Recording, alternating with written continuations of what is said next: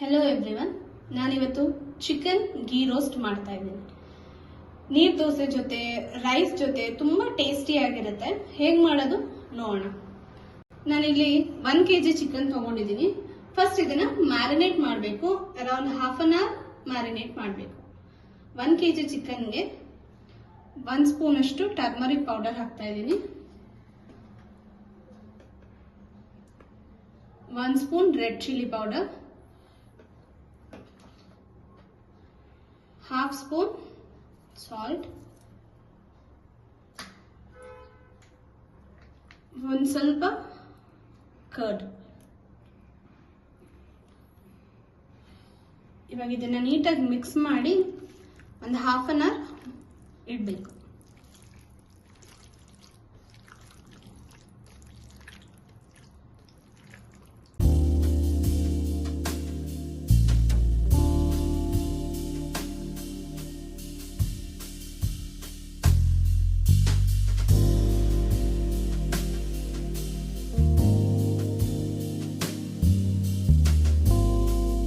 ಇವಾಗ ಚಿಕನ್ ನಾನು ಮ್ಯಾರಿನೇಟ್ ಮಾಡಕ್ಕೆ ಇಟ್ಟಿದ್ದೀನಿ.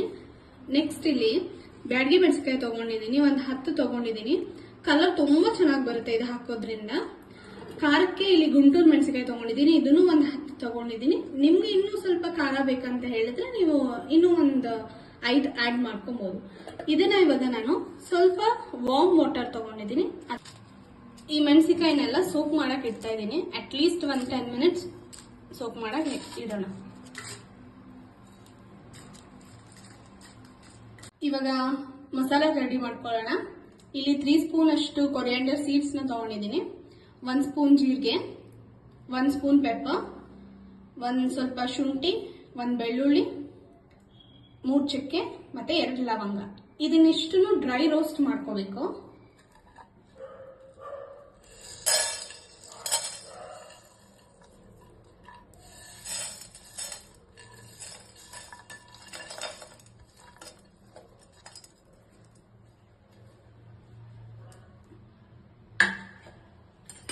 ಲೋ ಫ್ಲೇಮ್ ಅಲ್ಲಿ ಇಟ್ಕೊಂಡು ಡ್ರೈ ರೋಸ್ಟ್ ಮಾಡ್ತಾ ಇದ್ದೀನಿ.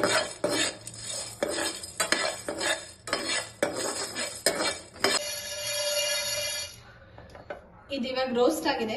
ಇದನ್ನ ಪೇಸ್ಟ್ ಮಾಡ್ಕೋಬೇಕು. ನಾನು ಜಾರ್ಗೆ ಟ್ರಾನ್ಸ್ಫರ್ ಮಾಡ್ಕೋತಾ ಇದ್ದೀನಿ.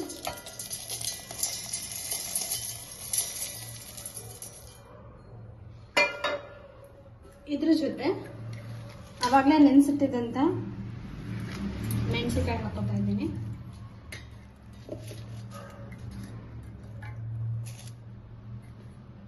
ಇದ್ರದ್ದು ಸ್ವಲ್ಪ ನೀರು ಆಡ್ ಮಾಡ್ಕೋಬಹುದು.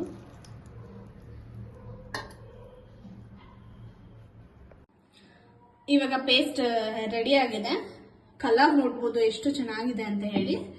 ನೆಕ್ಸ್ಟ್ ಏನ್ ಮಾಡೋಣ, ಇಲ್ಲಿ ಬಾಣಲಿ ಕಾಯಕ್ಕೆ ಇಟ್ಕೊಂಡಿದ್ದೆ. ಇದಕ್ಕೆ 3 ಟೇಬಲ್ ಸ್ಪೂನ್ ಗೀ ಹಾಕ್ತಾ ಇದ್ದೀನಿ.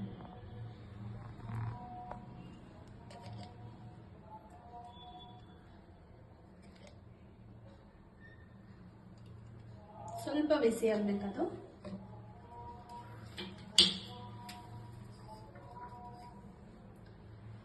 ಒಂದು ಆನಿಯನ್ ಹಾಕ್ತಾ ಇದ್ದೀನಿ.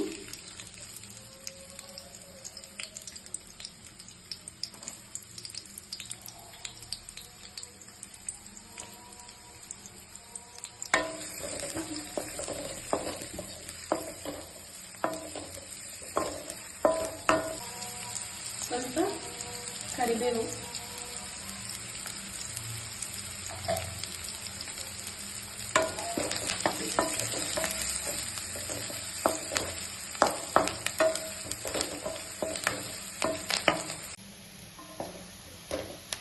ಆನಿಯನ್ ಕಲರ್ ಎಲ್ಲ ಚೇಂಜ್ ಆಗಿದೆ. ಇವಾಗ ಮ್ಯಾರಿನೇಟ್ ಮಾಡಿದಂತ ಚಿಕನ್ ಹಾಕೋತಾ ಇದ್ದೀನಿ.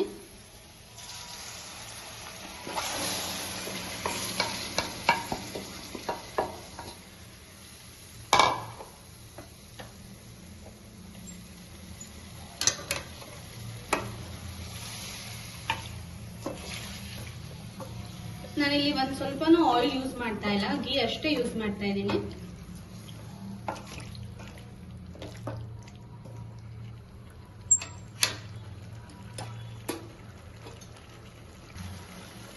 ಸ್ಕಿನ್ಲೆಸ್ ಚಿಕನ್ ನ ಯೂಸ್ ಮಾಡಿ, ತುಂಬಾ ಟೇಸ್ಟಿಯಾಗಿ ಬರುತ್ತೆ.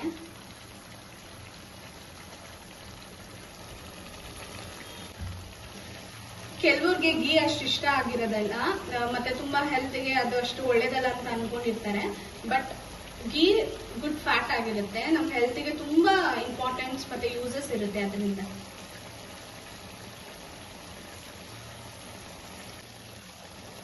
ಇವಾಗ ಇದನ್ನ 10 ಮಿನಿಟ್ಸ್ ಲೋ ಫ್ಲೇಮ್ ಅಲ್ಲಿ ಬಾಯ್ಲ್ ಮಾಡಕ್ ಬಿಡೋಣ. ಇವಾಗ ನೀವು ನೋಡ್ಬೋದು ಚಿಕನ್ ಚೆನ್ನಾಗಿ ಬಾಯ್ಲ್ ಆಗಿದೆ. ಇವಾಗ ರುಬ್ಕೊಂಡಿರೋ ಮಸಾಲ ಹಾಕ್ತಾ ಇದೀನಿ.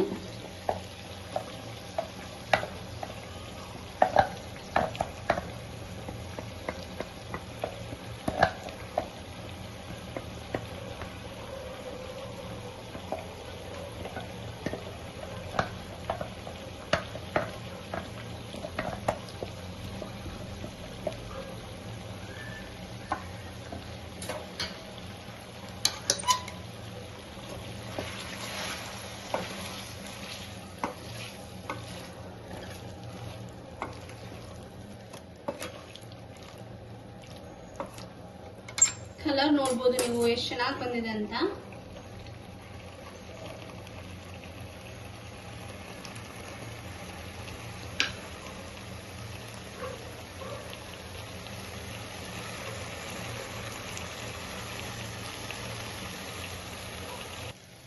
ಇವಾಗ ಇದಕ್ಕೆ ಸ್ವಲ್ಪ ನೀರು ಹಾಕೋಬೇಕು.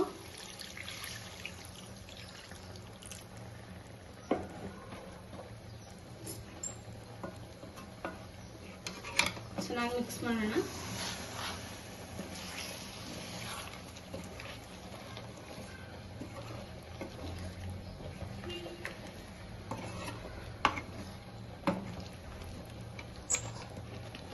ಇವಾಗ ಇದು ಇನ್ನೂ ಒಂದು 5 ಮಿನಿಟ್ಸ್ ಬಾಯ್ಲ್ ಮಾಡಕ್ ಇಡ್ತಾ ಇದ್ದೀನಿ.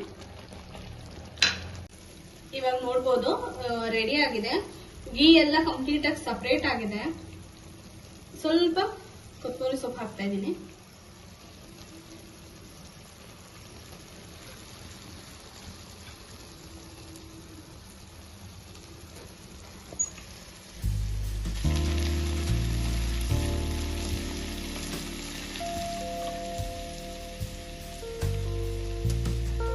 ಇವಾಗ ಇದನ್ನ ಸರ್ವ್ ಮಾಡ್ಕೊತೀನಿ.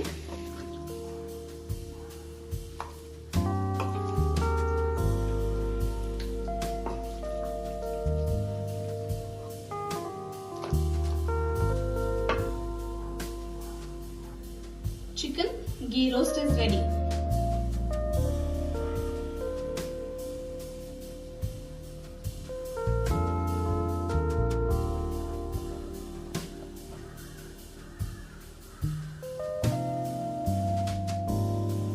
ನಾನು ಇವಾಗ ಇದನ್ನ ನೀರ್ ದೋಸೆ ಜೊತೆ ಸರ್ವ್ ಮಾಡ್ಕೊತಾ ಇದ್ದೀನಿ.